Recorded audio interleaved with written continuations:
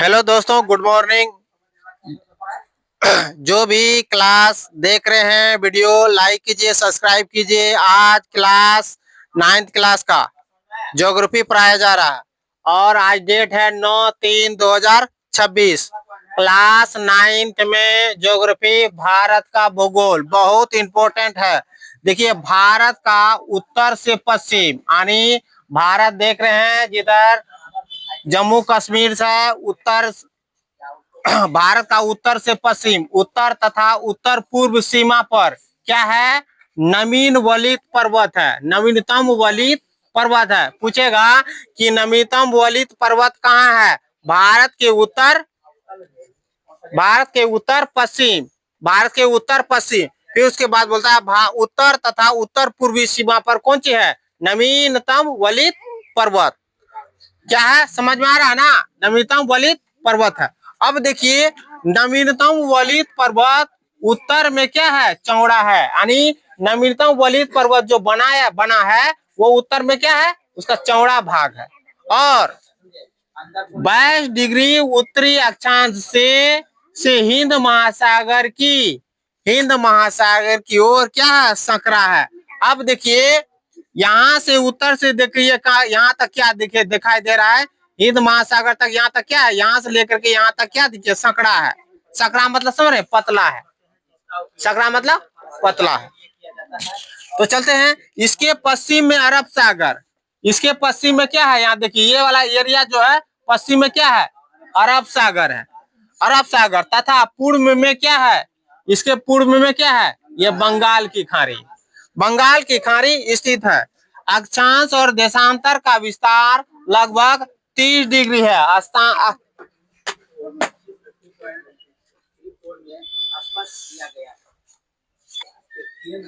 अक्षांश और देशांतर का विस्तार लगभग कितना है? 30 डिग्री है।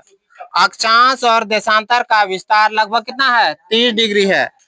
पूर्व से पश्चिम का विस्तार, पूर्व से यानी पूर्व से पश्चिम, पूर्व से ये देखिए, ये वाला एरिया क्या हो गया?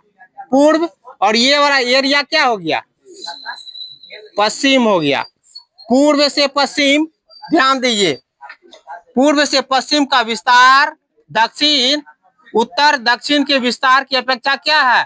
कम मालूम पड़ता। अब देखिए, यहाँ से इसकी दूरी देखिए और यहाँ से इसकी दूरी देखिए। उत्तर से दक्षिण की दूरी ज्यादा है और पूर्व से पश्चिम की दूरी कम है, इसीलिए यहाँ क्या होता है? कम मालूम होता है।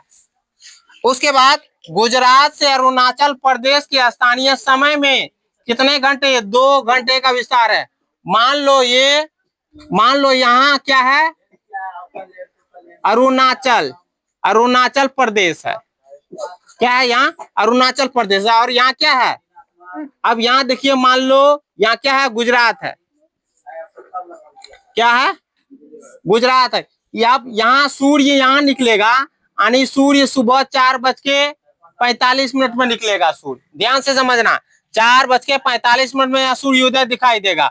और ये सूर्योदय यहाँ से यहाँ तक की यात्रा करने में ये गुजरात में कितने देर? इसमें 2 घंटा जोड़ देना। 4 में 2 जोड़ेंगे कितना हो जाएगा? 6। पर इसमें 45 फिर यहाँ लिख देंगे, यानी 6:45 गुजरात में सूर्य दिखाई देगा। समझ में आया? यही 2 घंटा समय का क्या होता है? अंतर होता है।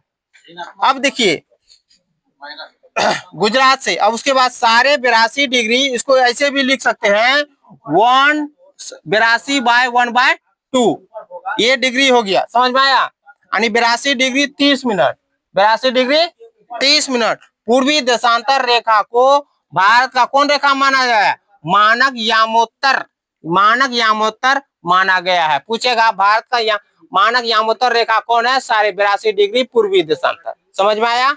एग्जाम में पूछता है।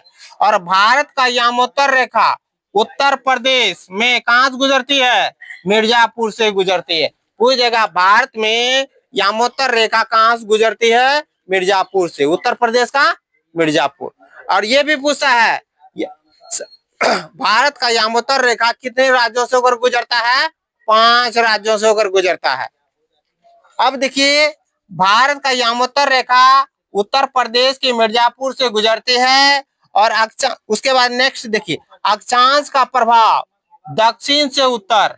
अब मान लीजिए यहाँ ये दक्षिण वाला भाग है, दक्षिण से ये उत्तर वाला भाग है। दक्षिण से उत्तर रेखा है ना, दक्षिण अक्षांश का प्रभाव दक्षिण से उत्तर की ओर दिन और रात की अवधि पर पड़ता है। यानी यहाँ से यहाँ तक में जाएंगे क्या पड़ेगा, दिन और रात की अवधि पड़ेगा। तब वो नहीं देखते अक्षांश की प्रभाव होने के कारण दिन और रात होता है, तब ना होता है सर सुबह हो गया रात हो गया, ये अक्षांश के प्रभाव के कारण होता। हाँ, और ये भी बात है कि कर्क रेखा कितने राज्यों से होकर के गुजरता है, कमेंट करें, इस चीज को कमेंट करके बताएं कि कर्क रेखा कितने राज्यों से होकर के गुजरता है। थैंक यू, वीडियो के देखिए, लाइक कीजिए, सब्सक्राइब कीजिए और इस चीज को उतार लीजिएगा। थैंक यू, धन्यवाद।